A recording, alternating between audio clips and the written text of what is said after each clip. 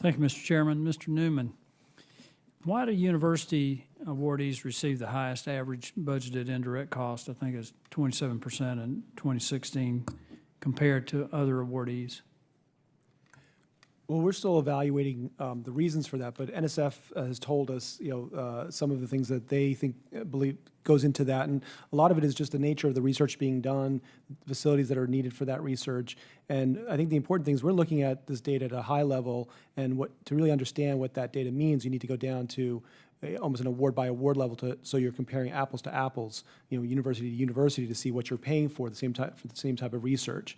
And so I think that's what the level of analysis you would need to understand some of the reasons for the universities being higher. But we're talking about an average, so that means it's pretty uniform, routine that it is higher. I think it raises some concerns about the budgeted indirect cost. Let me ask you this: for an organization to be reimbursed for indirect cost, it must have a negotiated indirect cost rate agreement with the federal agency. How can this process be improved at NSF? Sure. I think what we're seeing is that we'd like to see consistency in applying the guidance for the rate setting process, make sure that there's supervisory review, and that the guidance is clear. I think that's going to be really important to ensuring that you have effective process for managing indirect cost rates, having the data being helpful in identifying where the indirect costs might be growing if they are, having that guidance and ensuring that staff are implementing it correctly. Your agency, the GAO, released 2 reports on NIH and indirect costs. Were your findings for NSF similar to those previous findings, or were there any significant differences? On the rate setting process, we had similar findings in the NIH report where we saw there could be some improvements in the internal control for the rate setting process, including supervisory review and having clear guidance, particularly for changes that came out of the uniform guidance in 2014. Well, GAO cited some deficiencies in oversight of grants, indirect cost claims by agency watchdogs. Are we seeing adequate amount of scrutiny on these grants, on the indirect cost claims? Well, the NSFIG has continued to monitor that and has done a number of audits over the years and continues to do that.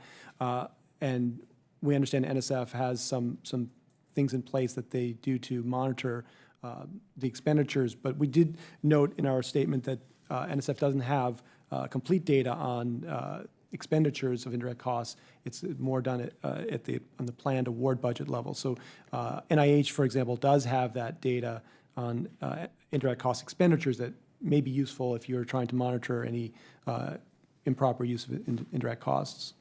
Well, Mr. Dodaro and I have had several conversations about the problem of improper payments and how do we stop that. Let me ask you this: what are the penalties for organizations that are found to have charged inappropriate indirect costs? Are the penalties sufficient to ward off bad actors? And by the way, just for the rest of the committee's information, the improper payments last year was $133.7 billion.